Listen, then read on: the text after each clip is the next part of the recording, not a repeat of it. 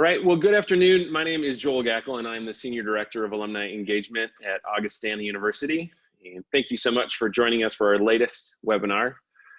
Before we begin today, I just want to acknowledge that today is a really trying time and a difficult time for many of us. I know the death of George Floyd, coupled with the continual dismal unemployment numbers, are impacting many in our community in especially trying times. We are planning to do an upcoming webinar around the important discussions of race and justice, so please keep your eyes out for that. Today's webinar, though, is meant for those who find themselves back in the job hunt. We understand many haven't been in this role for quite some time, and please know you aren't expected to know the ins and the outs of resumes and interviewing, but we're here to help.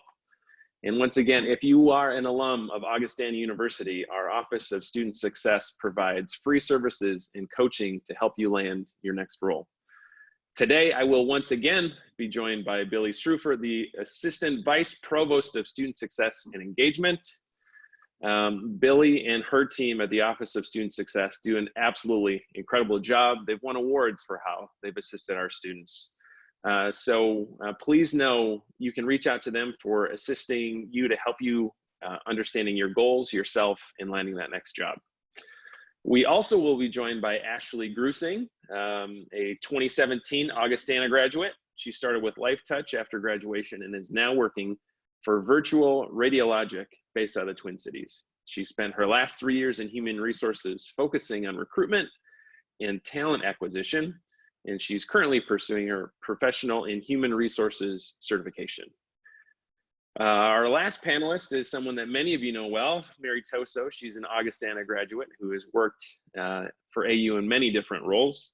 She was the Director of Alumni Relations for 12 years and is now serving as the Director of Internships and Career Development in the Student Success Center. She enjoys supporting students in achieving their goals and connecting them with Augustana's vast alumni network when that's possible. There are several Augustana Vikings in her family, including her husband, her daughter, son-in-law, and 2 sons, and she is hoping to add 1 more Viking ship when her youngest goes to college a year from now. So thank you so much for joining us. Again, the focus of today is if you're new to jumping in with resumes or interviewing, we hope there's something for you. If you are just back into it, we hope there's something for you. So the first question we have is, many people in the audience potentially haven't touched their resume since they left college. What are some of the first steps you have for them? So I'm going to take a stab at that first. And thank you, Joel, very much for putting together these webinars for alumni. I know as an alum, it's great to see our university continuing to reach out to our alums and engaging us and providing resources for us. So thanks for your efforts in doing this. I always like to say that your resume is always a work in progress. It's never something to be shelved, for a long period of time. Even when you think you have your resume completed, you're continuing in your professional life to do things and to work on projects that you're proud of. And so I think that a resume is something that is a dynamic document. It's always something that we work on and have things to add to. So I would say if you're pulling it off the bookshelf for the first time in a few years due to looking for a new position, I would say that the first place to begin is to take a look at it, think about maybe the last year of your professional life and the things that you have worked on, the projects that you're the most proud of, the skills that you've developed, and really start to frame those experiences, and then pull out your resume and look at how you might be able to articulate those on your resume. Maybe go back through the resume that you had, and you probably want to take a look at your past experience and note which things were the most important things that you did in the roles that you've had in the past. You might find that you need to make room for some new experiences that you're adding to your resume right now. And so you want to look back on your past experience and really take a look at things that you might be able to trim that maybe aren't as important now as they were 5 years ago when you had your resume ready for the position that you're in now. So take an inventory think through the last, 12 to 18 months of the job that you've been in. Think about important experiences you've had that you want to make sure that you're highlighting, and then trim content that you maybe have had on your resume in the past. Yeah, and I can also add to that. I also want to thank you guys so much for having me, and I'm really looking forward to our conversation today. So I know we have some recent grads on the call, as maybe some working professionals. So I'm really going to go over kind of what the difference between the two of those can be. So really, for a recent grad, you really want to highlight your qualification summary. And then also you really want to highlight your degree. Where you graduated from is a huge thing that catches employers and hiring managers' eyes when they're reviewing your resume. So your major, your college you attended, possibly minors, the month and year of completion, and even your GPA is good to have on there if you are comfortable with having it. So that's really one thing I recommend for recent grads, whereas someone that's been in the job market for years, you want to highlight more so your years of experience, areas where you have expertise, and really highlight work history, big projects maybe that you've completed, and other strengths. In your resume, you really want to prove what you can bring to the position and what sets you apart from other candidates applying.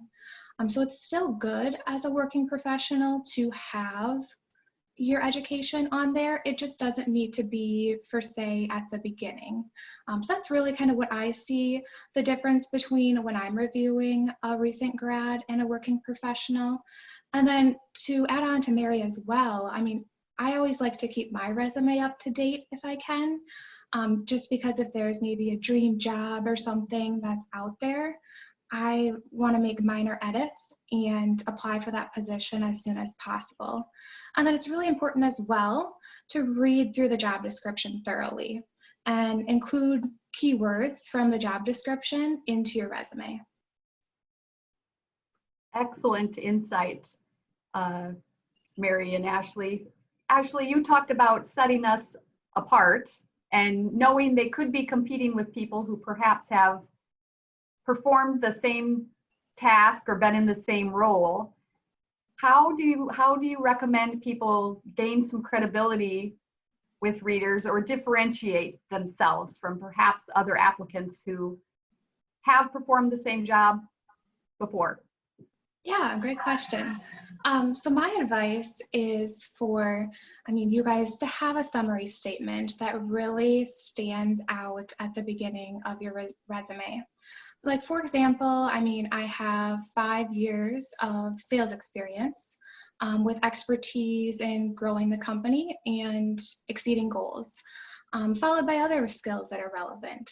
Maybe another way to differentiate is by having numerical values.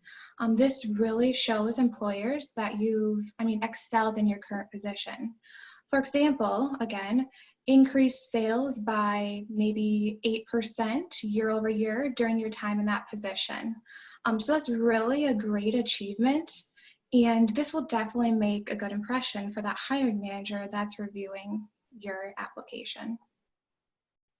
One of the things that I would add would be this kind of piggybacks on something Ashley said earlier, is to make sure that you are looking at the position description that you're applying for, and making sure that you really do customize your resume for each position that you are applying for. It's important to use keywords that they're using in the position description to really match your experience to what they're looking for.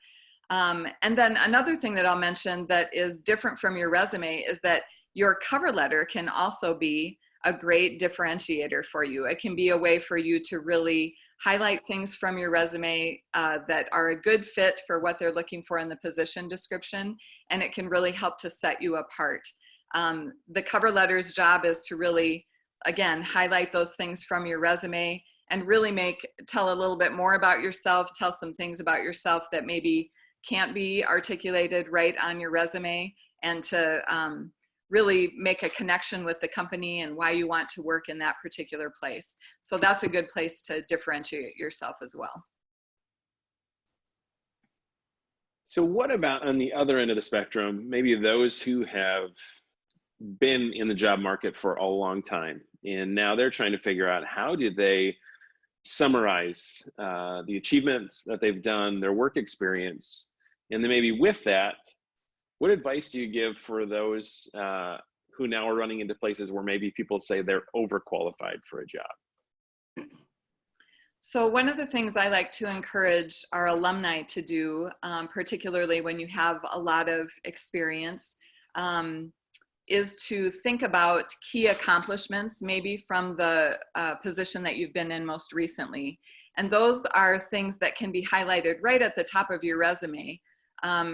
Sometimes it's a qualifications summary also, but really taking some of those the biggest projects that you've done, like Ashley said, the places that you can show where you've had the biggest impact on your organization, or just something you're particularly proud of that you were able to do. And if you can lift those highly on your resume toward the top of your resume, because that's where you catch someone's attention right away, I think that can be a great way to showcase your experience. As far as being someone who's overqualified for a position, I think taking the time maybe in your cover letter to articulate why you are particularly interested in the position that you're applying for, that's where you can maybe make some of that argument about, you know, perhaps you're transitioning to a different type of position than what you've had in the past. So you have a lot of experience in the role that you've been in, but maybe you're changing industries, maybe you're changing, you know, positions entirely, maybe you're choosing to step back in a way. And so the cover letter gives you a chance to articulate that enough to continue to make you a good candidate for the position. And then I'd also encourage people in their interview to be prepared to talk about that, to be prepared to explain why you're pivoting in a new direction or why you're looking at something that might be very different from what you've done in the past. Yeah, that's great. And then also to add, I mean, there's also like several different ways, I mean, you can show your expertise and your experience. But one that I really like to be able to just scan a resume is by someone using bullet points. They're keeping that bullet point. I mean, you want to keep it short and really concise and to the point.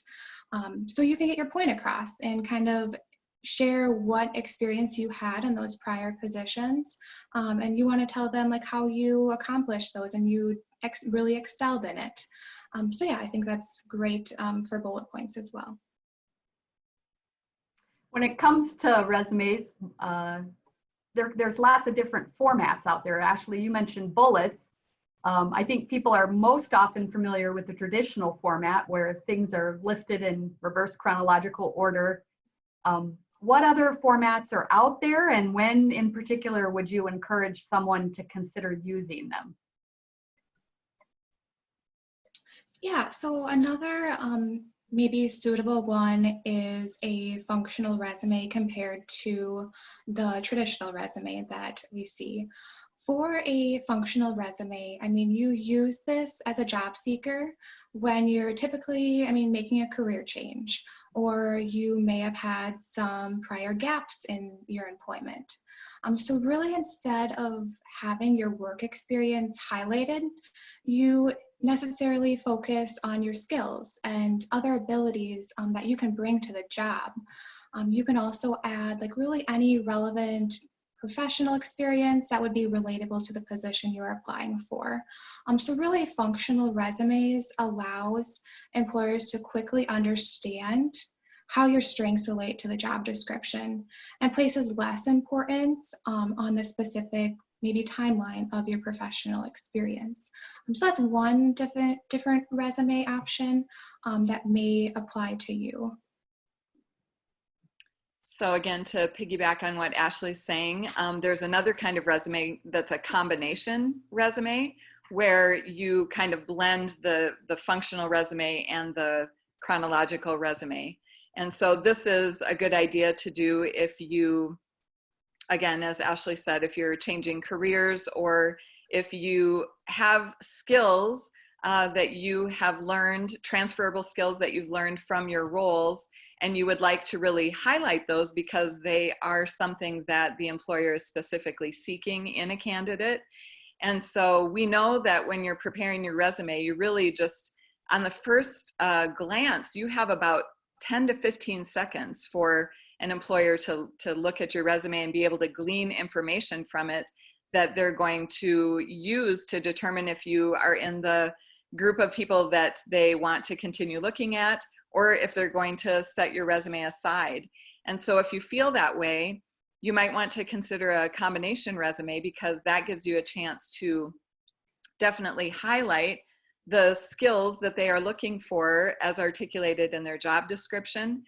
You can put those at the top, and then you can list your work history, your work experience underneath that, and perhaps some of your bullet points underneath your positions, you might have fewer bullet points because you have highlighted the transferable skills at the top of the resume. And so it's a nice blend. It gives you kind of the best of both worlds. So that could be something to consider as well. Yeah, and another point off Mary is, I mean, anymore, a lot of large corporations and even maybe smaller ones are using what's called an applicant tracking system, where your resume is filtered out. I mean, that job description may be just looking for keywords in your resume. And I mean, the hiring manager or employer may never see your resume if those keywords that aren't in the job description isn't in your resume. So that's another thing to consider while you're building your resume.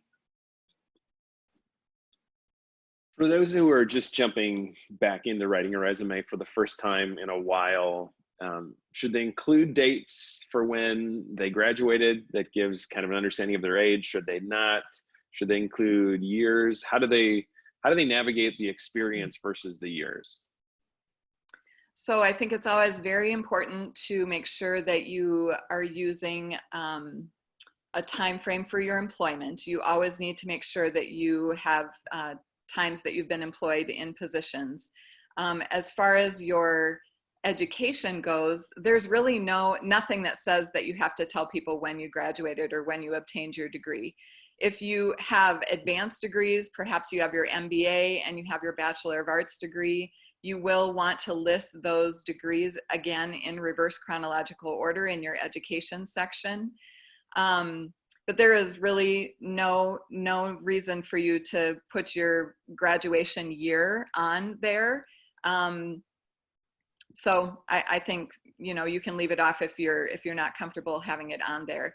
A couple of things, guidelines that I've seen as I've read things say that if you graduated in the last 10 years, go ahead and put the dates on your resume. But honestly, there's no hard and fast rule that says you have to declare when you received that degree. So that's, I guess, my input on that.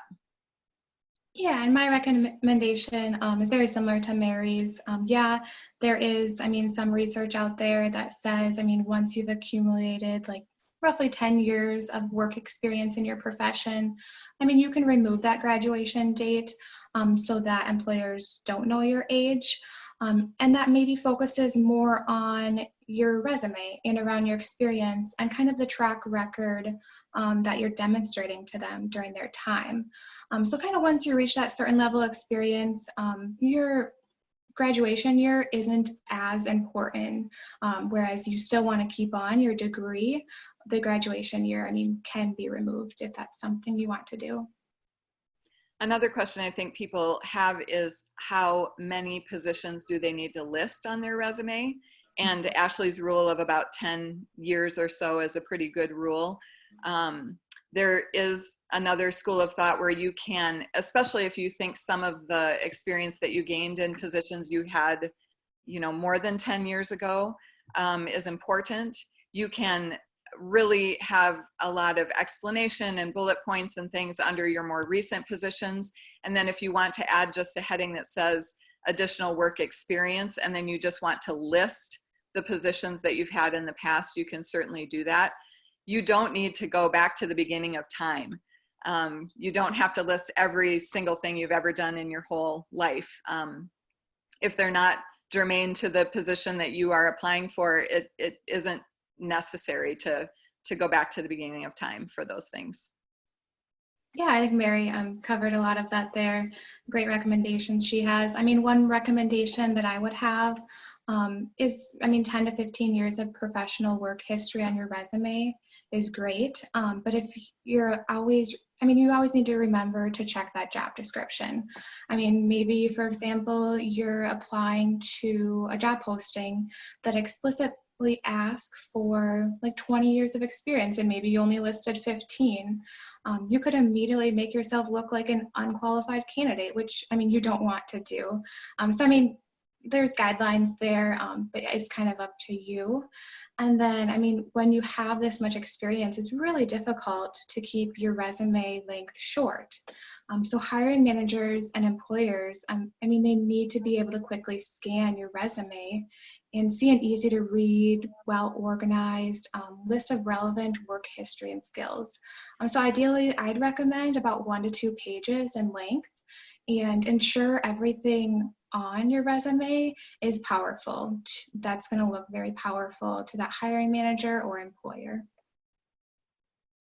Excellent suggestions. The job description can have so many clues, and formatting is so important. Moving from resumes to interviews now, knowing this virtual environment is new to many, if not all of us, what suggestions would you have for people in the audience who might find that environment daunting or perhaps just, again, new to navigate? What would be some tips for virtual interviews?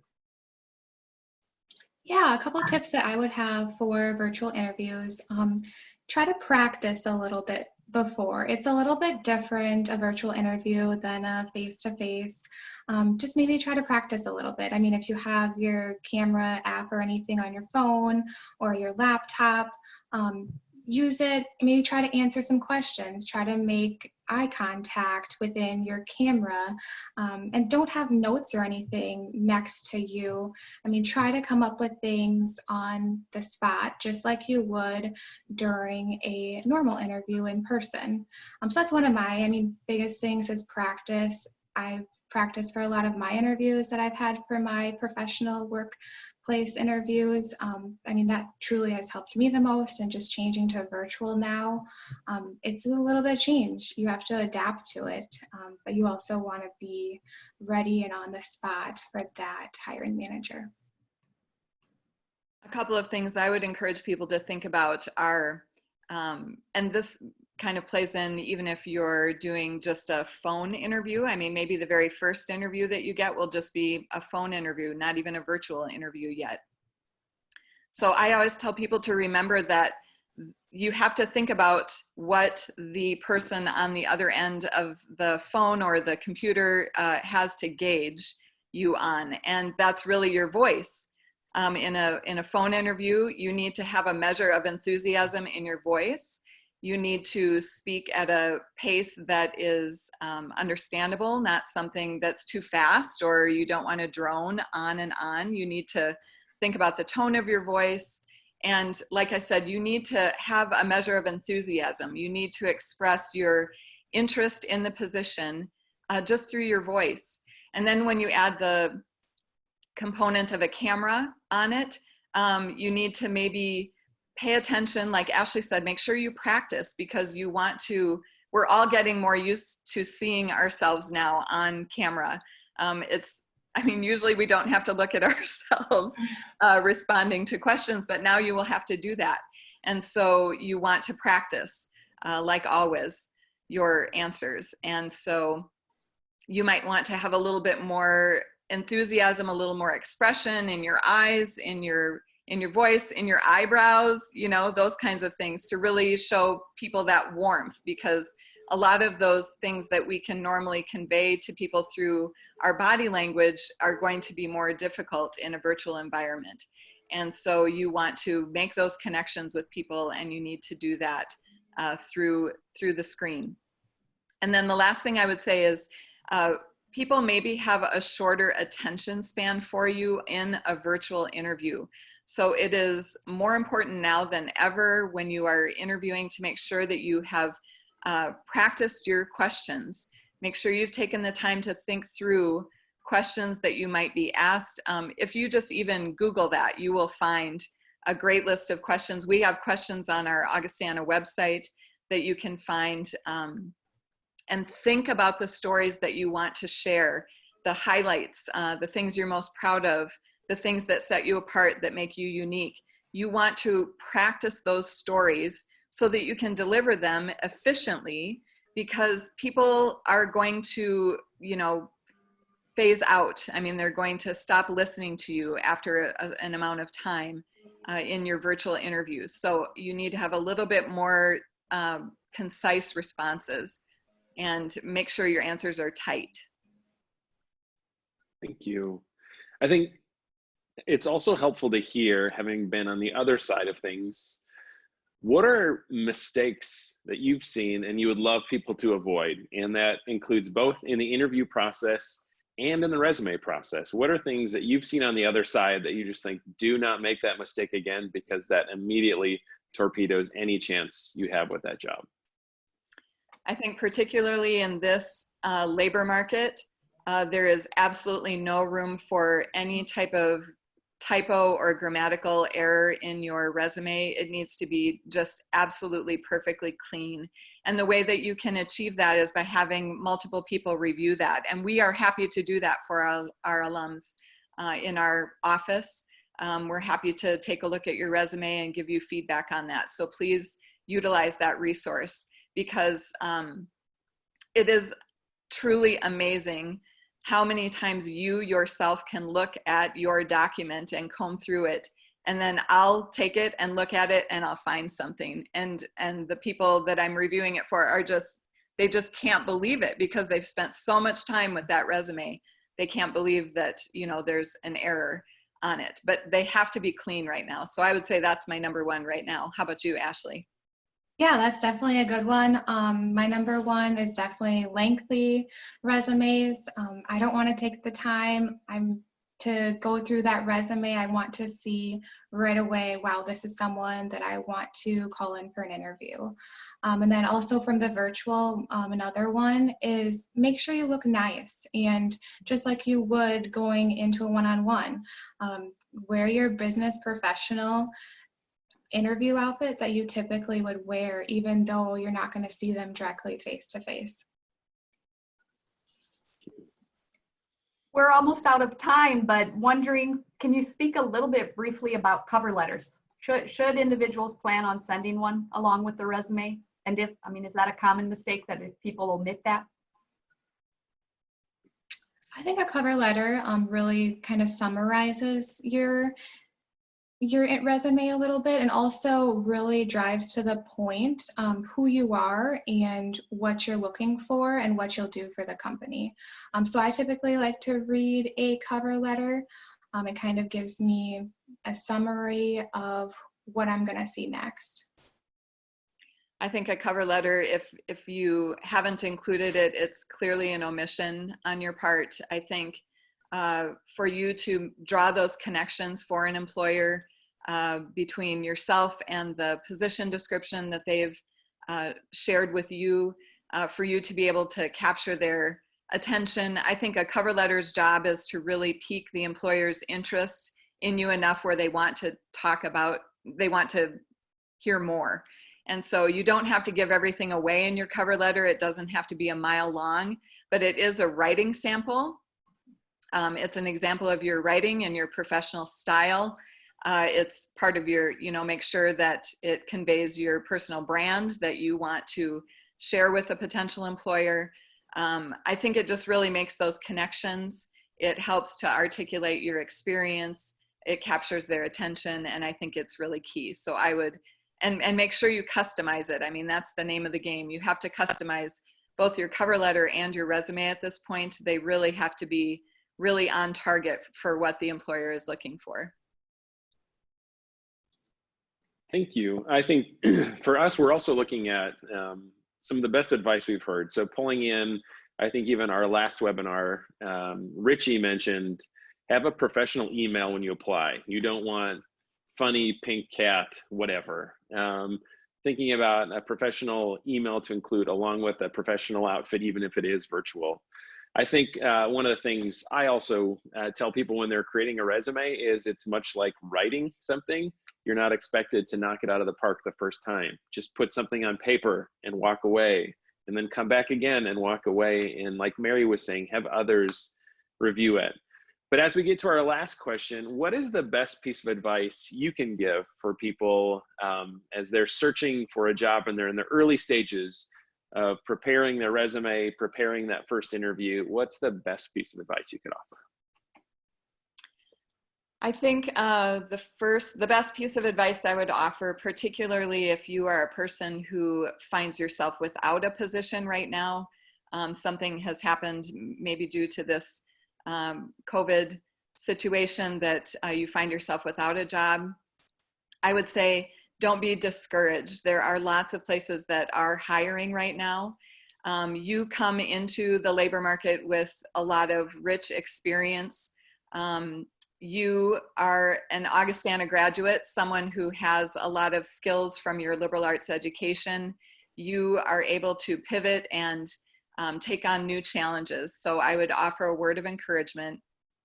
And then I guess I would also say, don't get discouraged if you, if you're only applying for a couple of things. Just know that you might have to apply for 10 or 15 or 20 things. We usually tell our brand new graduates, our new students who have just graduated, we tell them for every 10 applications that you have out there, you should expect 1 interview.